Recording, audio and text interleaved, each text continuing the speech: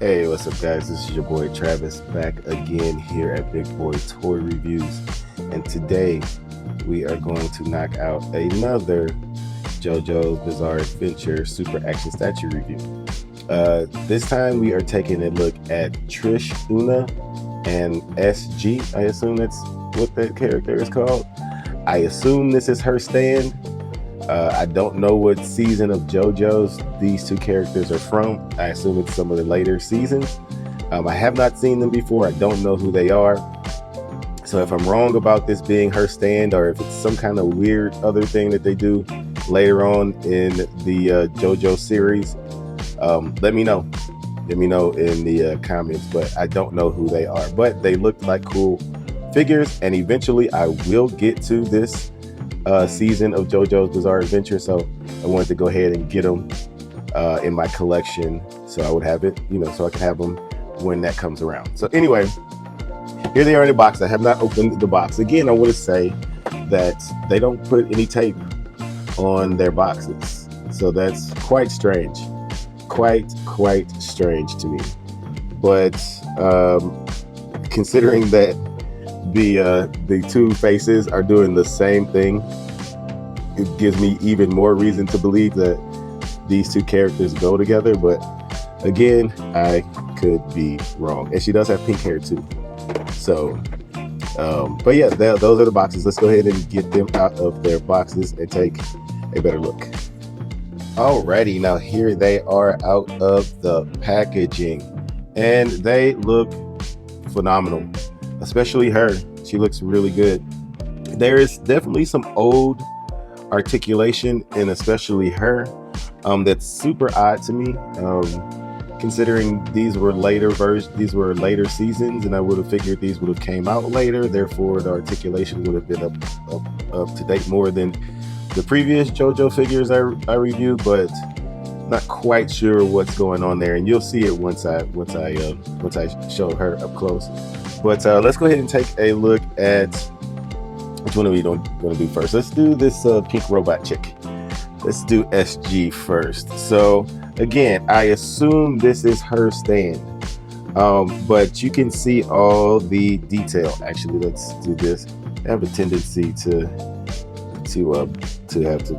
video out further for some reason. Anyway, get her in the light. She looks very good. She's very well painted, very well painted. You can see the eyes. Look at the eyes. Look how well those eyes are painted. The paint in her face looks fantastic. Again, we got that old hinge joint there. I hate it. You won't get any tilting out of that head. You can get it out the neck, but that head is not tilting with that hinge joint. But the paint looks fantastic. Absolutely phenomenal. I love it. She looks so good. Even these small little lines, these gold lines, look how well painted they are. They look really good. They really do. But yeah, even here on her arms, her forearms, nicely painted. I can't get past that head. It's so good. Even the lipstick, I guess that's lipstick, on her head, on her face looks really good. Everything on there looks good. So that is SG. She looks phenomenal. Let's take a look at Trish Una, and she also looks fantastic. Even better. Look at those eyes. Very much JoJo's animation. The hair looks fantastic. Come on. Now, I can't think of any modern toy company, with whether it's SH Figure Arts or Figma, and anybody that's definitely not Marvel Legends, that are doing hair sculpts and hair paint this freaking detailed.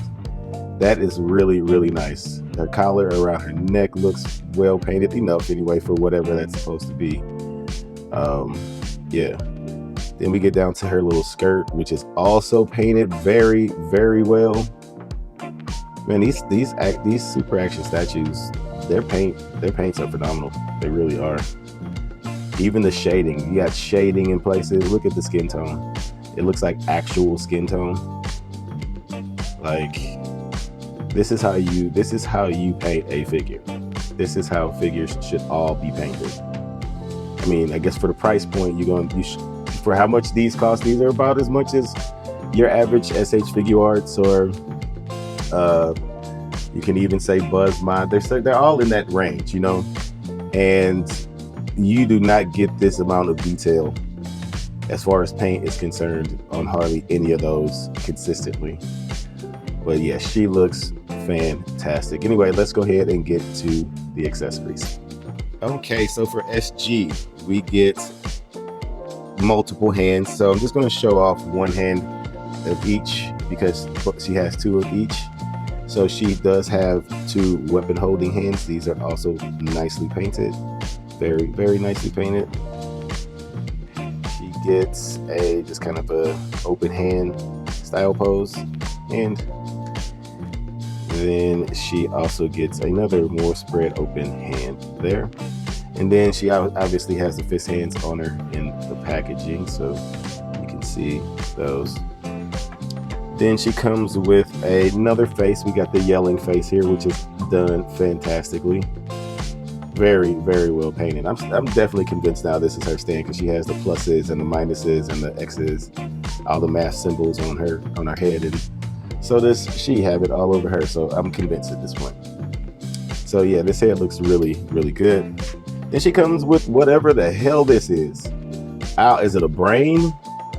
What the hell is it? Is it a meatball with a pink meatball with a tail? The arms don't move, just the tail moves. But I don't know what the hell this is, but it's done well for whatever the hell it is. Nicely painted. But somebody let me know what the hell this is. Is this like the little scout that they said? I don't know. Wait. Oh, the arms do move. Hey, look at that. They were just stuck. Yeah, the arms do move. So yeah, his little arms do move. So that's that. And then she comes with her power pole, I guess. whatever this is. But it's just silver. There's nothing really there's nothing really going on with this. It's just painted silver. And that's it for SG. Now Trish Una, she also comes with several hands, and I'll tell you the ones she has two of, and the ones she just has a single of. So she does come with two fist hands, and you can tell this is the old articulation that I was talking about. You used to see these. Who used to have that? I think Figma used to use this same joint way back in the day. So that's super duper old school right there. With the built-in peg into the hand, so you don't get any side to side, you just get up and down, which is very disappointing, especially when I show you one of her other accessories. But she gets two fists, she gets two spread open hands like so, then she gets two trigger hands, because why? Because she has a gun. Now these should have been hinging up and down if she was going to have a gun weapon, but that just tells me how old this figure, or how long ago this figure was most likely created. Then she also gets this hand with a green turtle shell in it. I don't know what the hell this is. Is this like a I don't know what the hell this is. Is this a green ladybug? But her hands are like going through it or coming out of it. I don't know. It must be part of her staying power. I have no clue what's going on here, but she has that hand. It's not even a hand. It is a hand, but it doesn't connect to her, so I don't know what the hell this is supposed to be. It doesn't have a peg in it or anything. So she has that. And she does come with her yelling face, which is also done excellently. Very, very, very well done. Very, very well done. I love that. Love it, love it, love it. And then she comes with her gun. Yeah, it's just a plain black gun. But that's it for her accessories. All right, now for articulation. She does have the hinge joint in the neck or in her head, so she can look up that much, down that much. You're not going to get too much side to side. kind of, but it's not the worst, but it's definitely not the best. I always say double ball pegs, but with her design, you should especially have a double ball peg, because I'll say this: any characters that aren't going to be able to look up because of their design should always have a double ball peg. Because if the argument is you can't look up with a double ball peg, which you can if the company does it right, but if that's going to be the argument, then if a character can't look up already because they have hair back there or whatever, they should have a double ball peg so they can get all the other movement that the head needs to do. So that would be my argument for that. But yep, she can obviously turn all the way around. Now the shoulder articulation is a little restricted because of her shoulder plates there. So she can only get her arms up that far. As far as the bicep swivel, you're going to get it up here at the shoulder. Can we twist down here? You can get it down here at the elbow too. So that's not too bad. Over 90 degrees with that elbow bend. You got a ball hinge for the wrist, which is odd that she has a ball hinge, but the other girl is built with that super old joint. So I don't know. And this is her stand. I don't know. As far as movement here at the top, she can get side to side, she can get back, she can get forward a little bit. But then if we use this joint, so you do get a little twist out of it. But then you can use that bottom joint where you're going to get most of your twisting. And as far as going forward, not much more from that joint than backwards, more backwards than forward there. And yeah, you do get a twist, a little bit of a twist there. As far as splits, this is the best she's going to be able to do here. None of these JoJo super action statues so far have had good splits. So, and they don't use drop downs or anything. This is very, very soft. So any leg movement that you need should not be impeded by that. So she can't kick forward that much. Back a little bit, but the butt cheeks in the back are going to hinder that. Very little thigh swivel, but it's something there. Way over 90 with the knee, and then forward that far, back that far on the ankle, and then you can twist it around to get an ankle rocker, and then a useless toe hinge. I'm not quite sure why we would even need that, but yeah, her articulation is decent. It's not terrible. It's bad in some places, like here. I can even say there. It's about average for this line. So let's see. Alrighty, now for Trish. So she's probably not going to get a whole lot of looking up. Let's see what we can get here. You can get a little bit. That's not too bad considering. See if we can move her hair a little bit. It is a little bendable. She can look up a little bit. She does also have nice neck movement.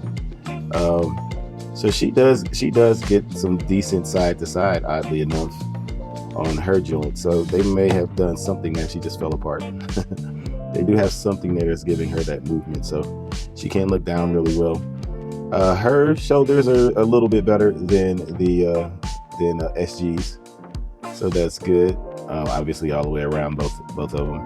Bicep swivel at the top. Can you get a swivel here? Yes, you can. There's a swivel there. The upper torso joint can spin. She can get back. There's a little gappiness there. Forward just a little bit. Plenty of side to side. As you can see, this is not the first time she's popped apart on me like this. So you got to be this combination is really not doing too well. So she's probably not going to get a whole lot of movement out of that bottom joint without her falling apart. So I would say that's about as best as you can get as far as that torso is concerned. Yeah, no spinning really there. This is a harder piece of plastic, which is very odd when they make everything soft. So okay, forget about it for now. You're not going to get anything out those legs, like nothing out to the side. Going forward, yeah, nothing going forward either. Barely anything going forward. Okay, keep things in my hand. Nothing going back. There is a thigh swivel in there built into the top. It's decent, not too bad. You're not going to get too much out of the knee band on that either because of this really, really heart. It's really, I mean, you can bend this somewhat. So let's see what we can do here. You can get out a little bit, but you know, they never do anyway. So that knee really barely 90, if 90. So it wasn't going to go anywhere anyway. Up that far with the ankle, down that far. You assume you can twist that for an ankle rocker, I'm sure. Yeah. And then she also has a toe hinge. So very, very limited on this girl. She's not going to be doing too many dynamic poses, considering how they have this skirt designed. So that's unfortunate. That's very unfortunate. But anyway, let's go ahead and get to a couple of comparisons. Alrighty, and here they are standing next to Jotaro Kujo and Lisa, also from JoJo's Bizarre Adventure. Again, JoJo is way too undersized. Way too undersized. He should be taller, way taller than all of these chicks. It's actually pretty disappointing. He should be way taller. He should probably be like up here. He should be quite a bit taller than them. But yeah, that's what he looks. That's what they look like next to them.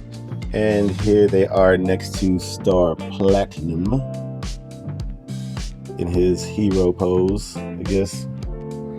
Now he's quite large. I would argue Jotaro should be as tall as him. But yeah, that's what they look like with them. And I'll do one more comparison. And here they are next to Super Sonico, because why not? But that's it for comparisons. Alrighty, now for my final thoughts. Again, another solid addition to the JoJo's growing display that I will soon be putting together. Once I get a few more shipped. I think I have maybe one more JoJo character to review. I might not review her just yet because I need to find her stand. For some reason they didn't have hers. If she has one, I'll have to do some research and see if she has one. If she doesn't, then I'll just do the single review. But anyway, that is it for the review. Please comment, like, and subscribe. And until next time, peace.